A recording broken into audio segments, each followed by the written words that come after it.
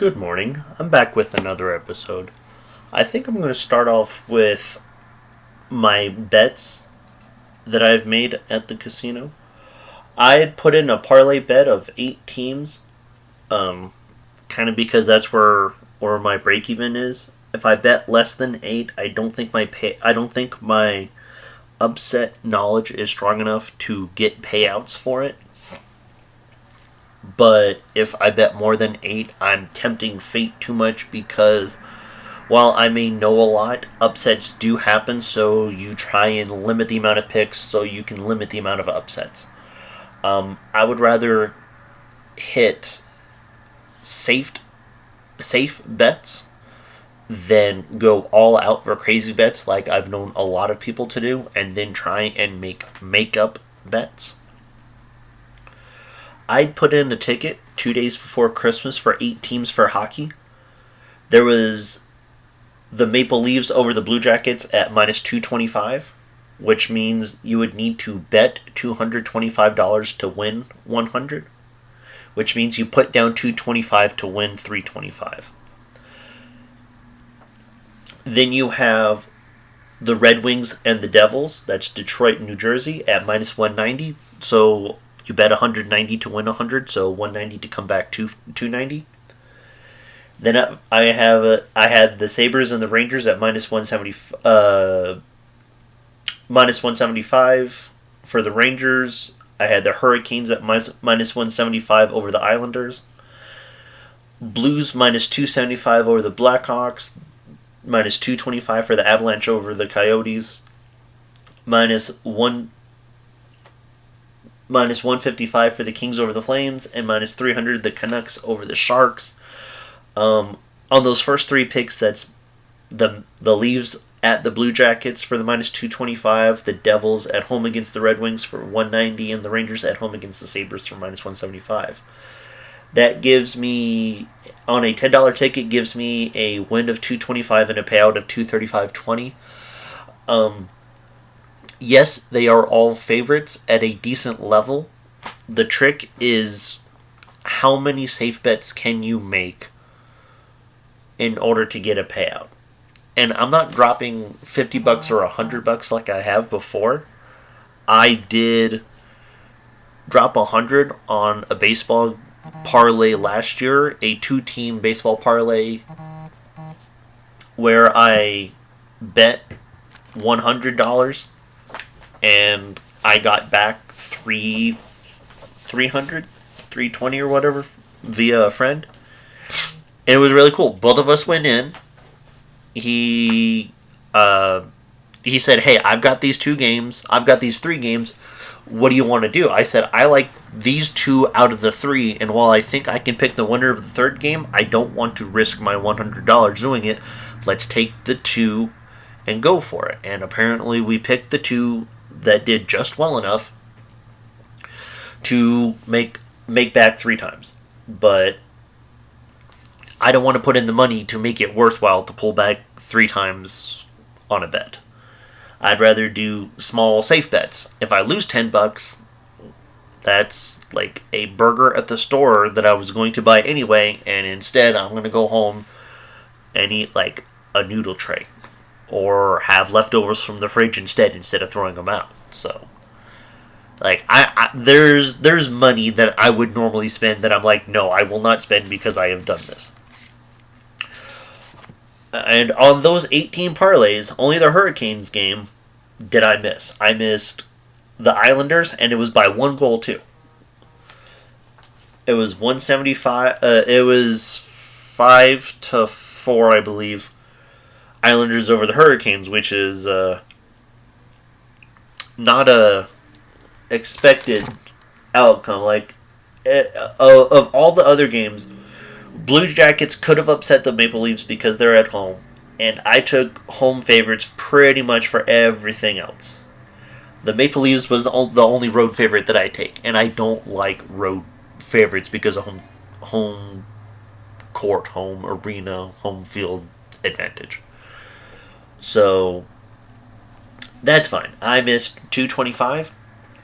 The key on the bet is not, well, I need to drop 50 on safer picks so I can make back 225. No. This is me putting money down, figuring if I am smart enough to make a little bit of money on this. And if I need to parlay small picks, awesome. Um, so I went down to the casino yesterday, put another $10 bet on an 8-team parlay for hockey. There's the Capitals at the Rangers. The Rangers are favored minus 225. So I put that down. I took the Maple Leafs at home against the Senators at minus 190. I think minus 190 is too generous to Toronto. I definitely think the Senators have a better chance of winning, and is my second favorite upset on this list, to be honest. I've got the Devils at home against the Blue Jackets. I love the Blue Jackets. Big fan, used to live up there, but I don't see them going on the road and beating New Jersey. I mean, neither does anyone else. That's why it's minus 275 in favor of the Devils. I did that just to pop a few extra dollars in there. I have the Lightning at home against the Panthers, minus 125. Now that Andrei Vasilevsky is back in goal for the Lightning, yes, he's looked shaky, but Florida looks like they've collapsed for a lot of people on offense. So either that offense is going to get ticking again because Vasilevsky has because Vasilevsky has a bad game, or Vasilevsky rediscovers how to be a goalie again, and he is going to stop him. So I think 125 is.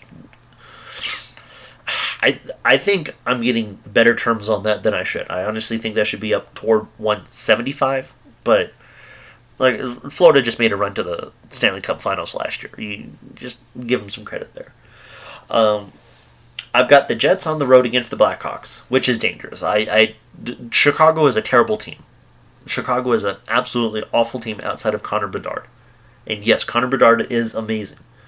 But the Jets trade Pierre-Luc Dubois and another piece for Alex Iafallo and Gabe Velarde and other pieces, and somehow they're still ticking. They signed Connor Hellebuyck to an extension, and they signed Mark Scheifele to an extension that nobody expected. They thought that they were going to sell everything off, kind of like the Flames tried to do with the Kachuk trade last year.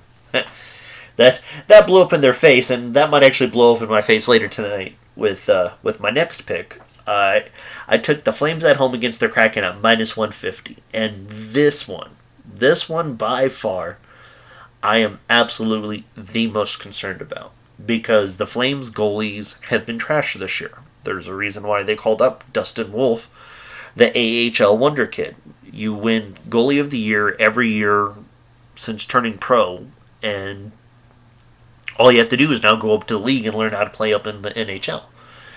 That is very difficult.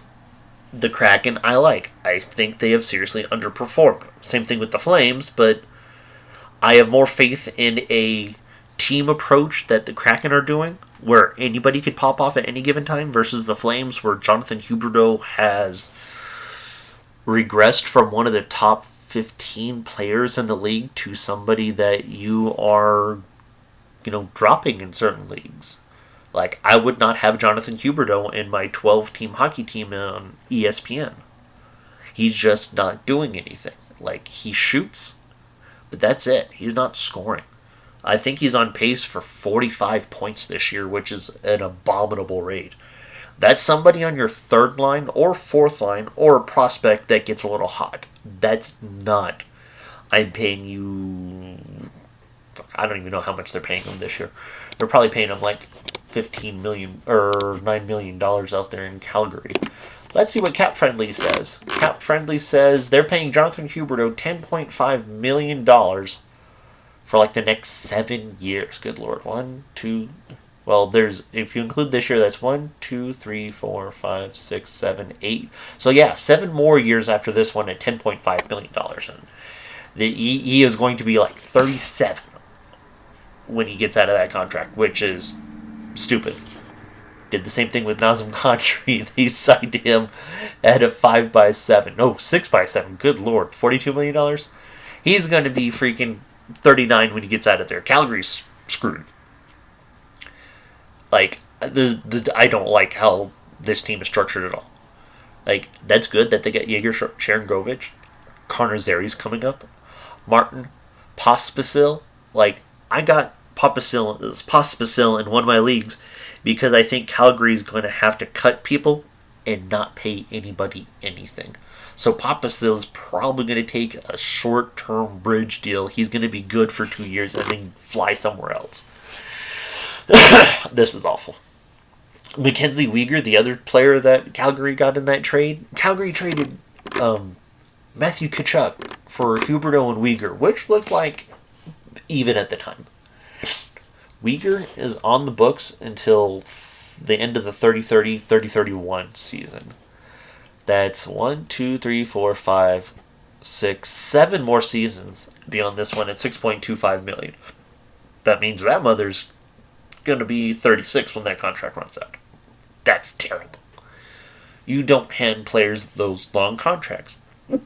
3 years, 4 years, max. 4 years is, or 5 years is, hey, you've done a wonder for my team. Here you go. No. Good Lord, no. Don't do that. For the love of God, don't do that. Plus, you have Hannafin that's coming up for an extension this year. Rasmus Anderson is on the books for another 3 years at 4.5. Thank God Christopher Tanev is coming off at 4.5 million. Just bring up one of your rookies. Save that 4.5 so you can pay Noah Hannafin next year. Elias Lindholm, your number one center, is 29 and is a free agent, so he'll probably want a little bit of dough. Dylan Dubé is coming up. Yes, he's a restricted free agent. There goes all that money. I don't know what they're going to do. I honestly think Calgary should be a seller here at the deadline. I think they need to sell off as many pieces as they can possibly get their hands on. Yes, you are 14, 15, and 5 right now, but that's awful. Okay, so, like I said, ADHD podcast. I digressed for my Flames pick for 4 minutes. Next on the list is the Sharks and the Kings. I took the Kings at minus 350 because I needed an additional multiplier. That's game number 6 on my list. 7 on my list, excuse me. Game number 7. That's like I said, it's a matter of saying this is a gimme game. I want an extra like $30 free. Just to hand it to me. So there's no real harm in that. Like the Sharks winning in LA would be like a miracle shot, which would be cool. I will cheer the Sharks on and be very happy for them, but whatever. Lastly, I finish up with a road favorite. This will be my second road favorite on the list.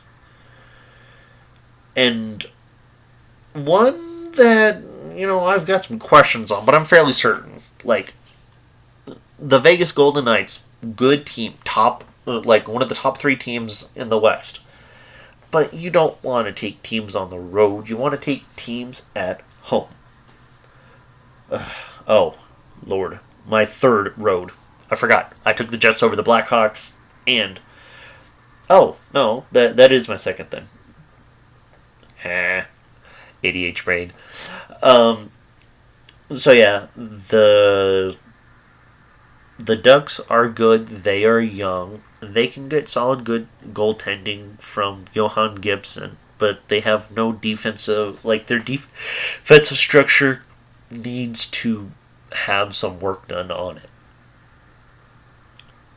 Vegas, you can stop anything with any of the goalies out there. Yes, I believe Aiden Hill is still out, but you have Logan Thompson that's still there, who is a solid goalie. I traded for Thompson in one of my leagues on purpose because I needed a little more depth, and he was available for me to hold on to. So if I take my picks, Rangers minus 225, Maple Leafs minus 190, Devils minus 275, Lightning minus 125, Jets minus 250, Flames minus 150, Kings minus 350, and Knights minus 225.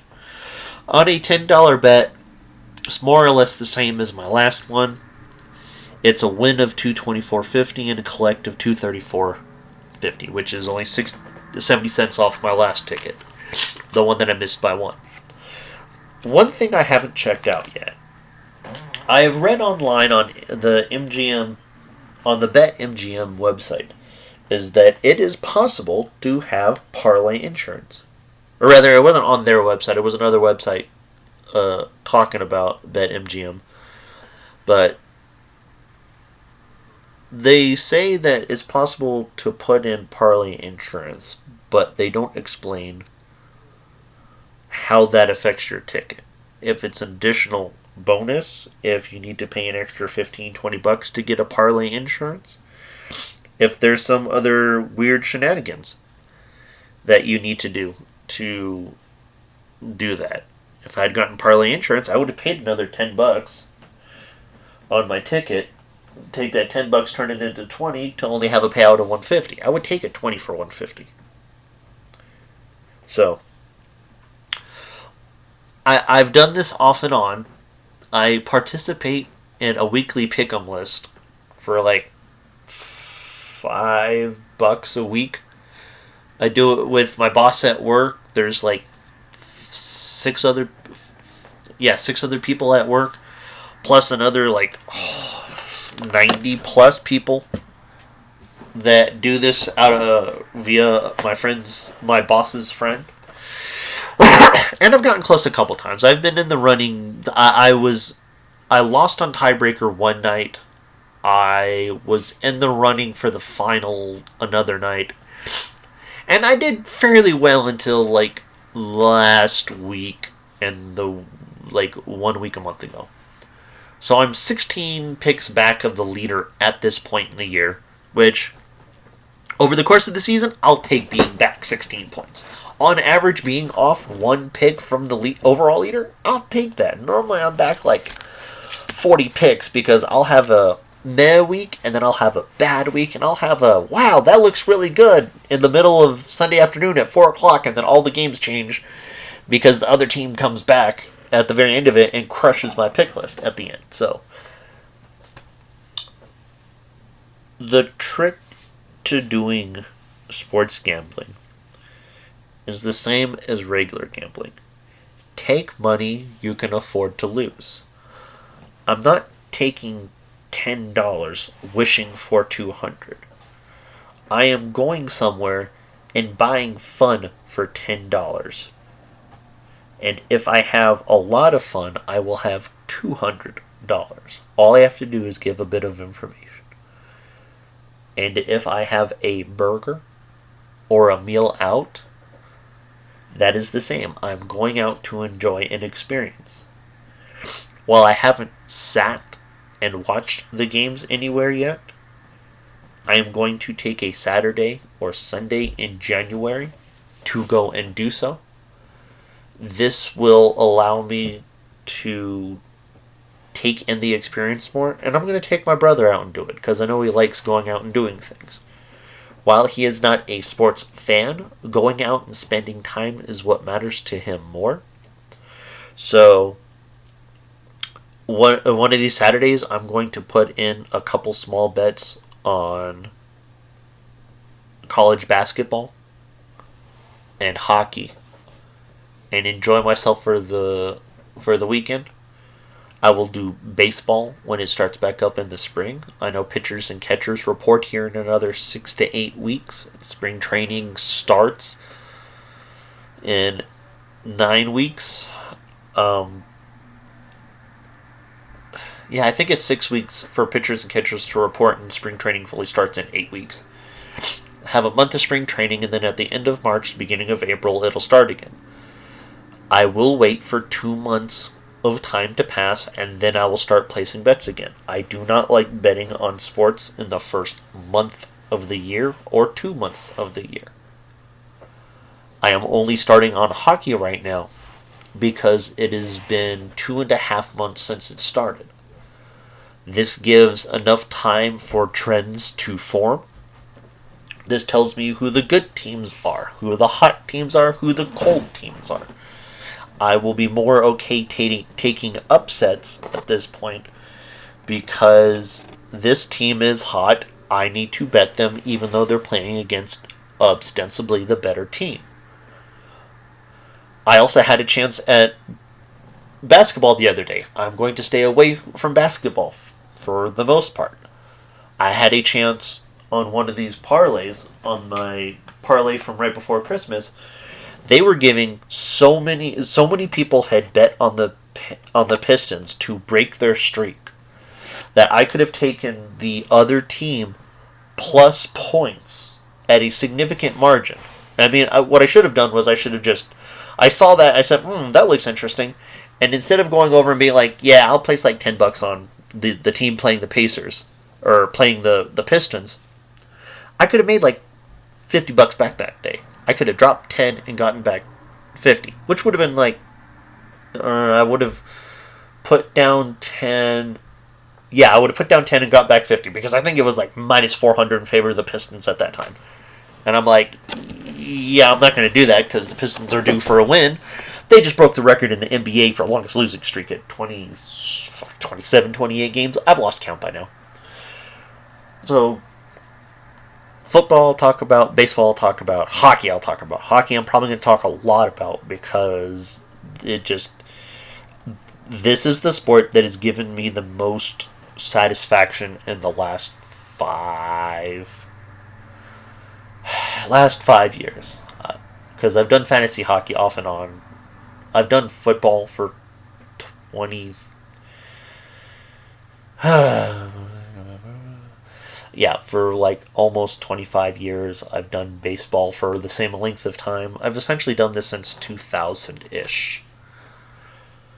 Which sounds like I'm old, but I'm barely 35. I'll be 36 in January. So, that will be a fun weekend at the casino. Alright, so that is the first of my betting podcasts. I'm certain I will come out as I get more of them. And I will make sure to get you another podcast here in the next couple days.